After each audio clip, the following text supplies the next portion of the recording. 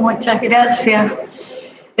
Nada, primero ofrecerles disculpas por la cara de cansancio que tengo, pero ha tenido que ver fuertemente con no sé, creo que llevamos 3 semanas de no detenernos, de no saber sábados y domingos, pero estamos muy contentos, con una energía enorme, como lo dije ayer en el saludo que hicimos a los trabajadores de este ministerio, con todo el corazón puesto en el cerebro. Entonces el cansancio es solo de la parte exterior del cuerpo, ¿no? Entonces no me alcancé a pintar, ni a peinar, ni a ponerme bonita como corresponde para estar con ustedes, mujeres preciosas. Marta, qué rico verte, aunque sea por esta vía. Loreto, lo mismo. Bueno, por supuesto, Normita y Susana, y a Raquel, a quien no tenía el privilegio de conocer. Además le sentí la sensibilidad artística. Así es que bueno, hechas estas disculpas, y obviamente me voy a tener que retirar, a las 3 tengo otro compromiso. Yo quisiera aportar mucho una mirada que ha sido como privilegiada en mi recorrido profesional, y que es el que yo he podido estar muy, muy cerca de varias redes internacionales de cooperación internacional, y eso me permite siempre tener muy claro cuál ha sido el viaje de las palabras, como les suelo decir a mis estudiantes, ¿no? Y cuando hablamos de políticas culturales, evidentemente el que hoy día no tengamos ninguna duda, ni resulte extraño que nos hagamos la pregunta por agregarle con enfoque de género, tiene que ver con una irrupción, en mi opinión, que aceleró el motor de la historia, como diría el viejo Marx, en una dimensión, en una intensidad que yo creo que nadie tenía previsto. Es decir, se comprimió una cantidad de tiempo que ha hecho que hoy día sea absolutamente, no solo políticamente correcto pedir enfoque de género en los discursos, sino que actuar conforme a enfoque de género. Y cuando decimos enfoque de género no decimos exclusivamente criterios paritarios, o ni mucho menos eh, eh, estas vocaciones que yo creo que fueron las dominantes hasta el siglo XX, que eran las de las últimas décadas, que eran esta petición casi rogativa, digamos, de que las mujeres teníamos que tener un espacio relativamente equivalente en número. Era una reivindicación absolutamente matemática. Entonces hoy día el que podamos no solo pensar, discursiar, actuar y además asumir simbólicamente toda la gran gama de los enfoques de género, tiene que ver, en mi opinión, con un proceso histórico donde la cantidad de mujeres anónimas y no las grandes de los grandes relatos son probablemente las más importantes protagonistas. Es decir, cuando digo histórico, digo que es un proceso de los culturalmente verdaderos, es decir, es irreversible. No es por decreto, no es porque un superautor decidió que ahora en la política tenían que haber enfoques de género. ¿De acuerdo? Entonces lo primero que me parece que es una fuerza magmática absolutamente irrefrenable, muy potente, y que llegó para quedarse. Para las mujeres de las siguientes generaciones, las generaciones más jóvenes, es indudable que estamos en un momento de esta naturaleza. Entonces, lo primero que digo es que hablar de políticas culturales con enfoque de género ya no requiere de pedir permiso a nadie. ¿Ya? Lo primero. Lo segundo es decir que, no obstante esta como certidumbre, no es que sepamos muy bien cómo hacerlo. No sé si me explico. Es como, tenemos la certidumbre y sin embargo no tenemos como que no estamos en la misma sintonía de cómo se hace ese acto, digamos, de incorporación de los enfoques de género en las políticas culturales. yo creo que conviven hoy día capas y capas de distintas generaciones, que son muchas del siglo XX, como lo que yo mencionaba, por ejemplo, el enfoque paritario como mecanismo, digamos, de equiparación de las desventajas históricas, pero también conviven con una feminidad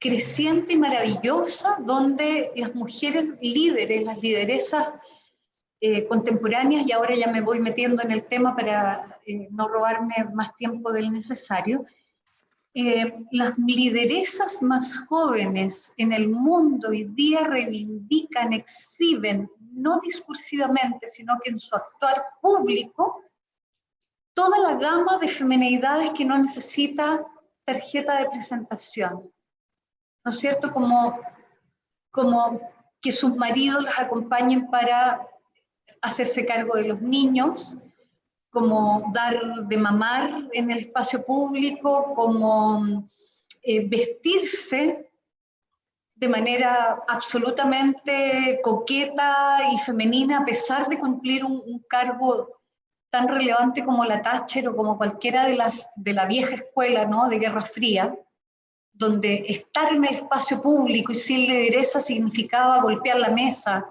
ser fuertemente masculinizada, digamos, ¿no?, en la forma y en el fondo.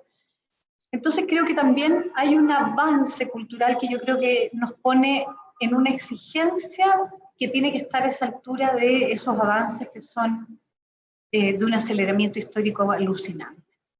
Y quiero ya dedicarle los últimos minutos específicamente a lo que yo considero que son las prioridades en el contexto actual respecto de cuál sería el enfoque de género en la conmemoración de los 40 años de Mundiacult 82, en la realidad contemporánea, en el mundo que estamos viviendo y en el año 2022. En el año 82, cuando Mundiacult generó esta verdadera bifurcación hacia una concepción de la cultura que rompía con la consolidación que durante todo el siglo XX fue dominante de la cultura y la gestión cultural y las políticas de la cultura como equivalentes a instrucción pública y a artes y patrimonio. Mundiacult rompe eso, ¿no es cierto? Nos instala un concepto de la cultura que se amplía al ámbito de una visión mucho más, hemos llamado, antropológica de la cultura, y que por lo tanto lo que teníamos que gestionar eran usos y costumbres, una gama bastante más amplia, digamos, de los comportamientos humanos y no solamente las artes y sus expresiones materiales e inmateriales. Ese hito del 82 de Mundiacult, que vamos a conmemorar ahora en septiembre próximo, tiene un gran, en mi opinión, un gran escenario que está absolutamente superado.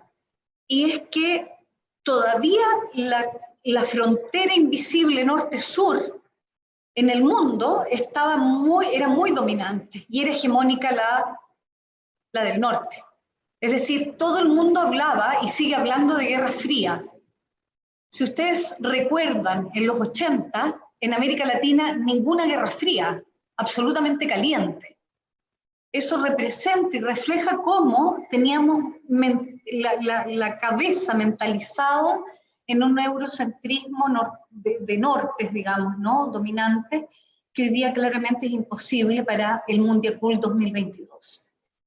Es decir, hoy día el escenario de mundialización, como diría Renato Ortiz, el filósofo brasileño, rompe absolutamente esa idea de Oriente-Occidente, Norte-Sur, y es una obligación, en mi opinión, que cualquier enfoque, en este caso de género, tenga primero una apertura hacia múltiples diversidades del género. Por lo tanto, cuando hablamos de género, no podemos hablar de las mujeres del norte y las mujeres del sur, o de las mujeres de Oriente y de Occidente. Tenemos que reivindicar la condición humana de lo que tienen en común las mujeres. Segundo, creo que es sumamente importante llegar a septiembre, a Mundiacult 2022, con un enfoque que particularice las luchas que son más propias y que tienen, en mi opinión, mucha vanguardia de las mujeres latinoamericanas.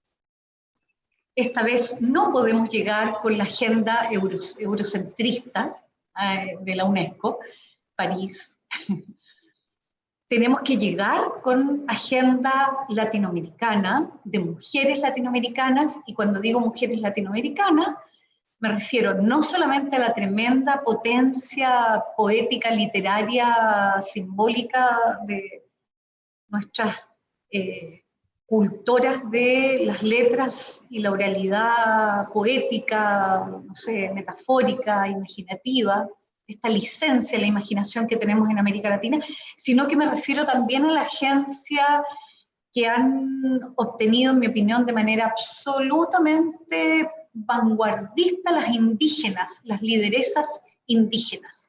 Este continente es el continente que tiene la mayor cantidad y diversidad de etnias en el mundo. No hay otro continente que tenga la cantidad, la UNESCO habla de 522 tribus o grupos étnicos, que ustedes saben, los números siempre son un poquito...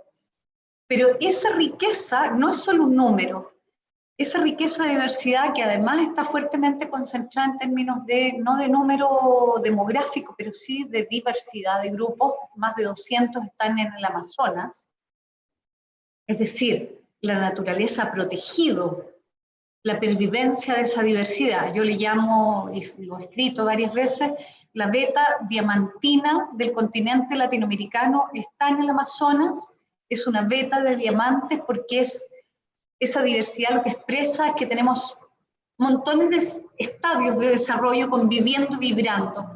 Bueno, a mí en lo personal me tocó experimentar el liderazgo de las mujeres en la última crisis ecuatoriana, porque yo estaba en ese momento de rectora de la Universidad de las Artes que estábamos fundando en Ecuador, y quedé absolutamente impresionada y anonadada de la cantidad de gestos políticos, de la política y de lo político en esta distensión de la Hannah Arendt, donde no les voy a aburrir con 1000 ejemplos, pero claramente yo diría que quien las ha descrito con mayor fineza ha sido Silvia Rivera Cusicanqui, por ejemplo.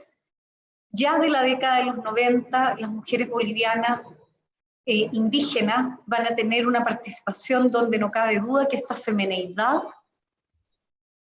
asociada a toda la, por ejemplo, el uso de la alimentación. Ellos les dicen con gestos que no son simbólicos, gestos directos a la soldadesca, ofreciéndole un mate, ofreciéndole una sopa, ofreciéndole un pan, una tortilla, les dicen, nosotras sabemos producir el alimento, nosotras somos las que damos de comer, nosotras valemos más que los que fabrican balas. Eso es lo que están diciendo. Lo están diciendo cuando le entregan a un soldado un alimento en medio de las crisis estas sociopolíticas que han vivido nuestros países tantas veces. Solo por darles un ejemplo de cómo después en las negociaciones políticas, los hombres son toscos, son competitivos, son de triunfos rápidos, demoledores.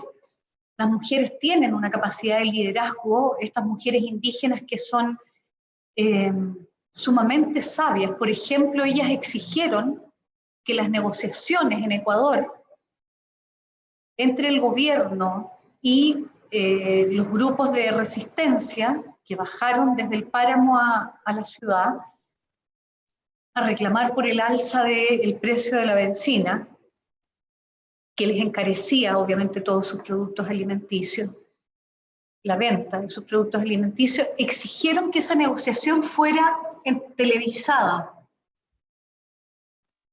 Genias, absolutamente genias. O sea, no es porque los poderosos no vayan a violar los acuerdos, lo van a hacer igual.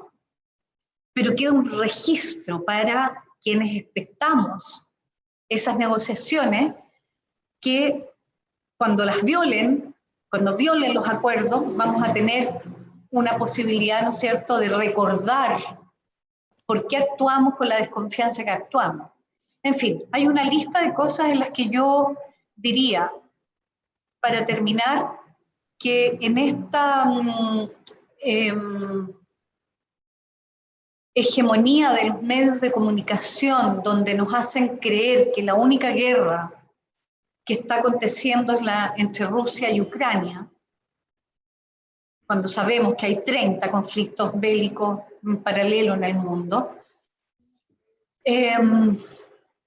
América Latina, no solo las mujeres indígenas o lideresas indígenas, no solo las más jovencitas o las que han sido en este minuto vanguardia en montones de partes del mundo, no solamente de América Latina, tienen mucho que decir y actualizar respecto de políticas culturales, de formas de ejercer el poder poderosamente de una manera absolutamente distinta, ¿no? Sororidad, ternura, severa ternura, como yo denomino esta actitud, que no es una actitud masculina, es femenina, la severa ternura es femenina, y no es portadora solo, no somos solo las mujeres portadoras de la severa ternura, pero nosotros sí la tenemos, la mayoría de las que tenemos que ejercer roles, no hemos perdido esa, insisto, femenidad, ¿no? Que no es, insisto, solo de mujeres. Entonces, creo que en la agenda del 2022 de septiembre en Mundiacult tenemos que ser absolutamente claras respecto de que las mujeres estaremos siempre por la paz. Creo que la declaración política número 1 de las mujeres en esa cumbre debe ser una declaración drástica por la paz. Podemos tomar denominaciones como el maravilloso testimonio colectivo coral de Svetlana Alexievich, la única periodista Nobel de literatura, ¿no? Rusa. La guerra no tiene rostro de mujer.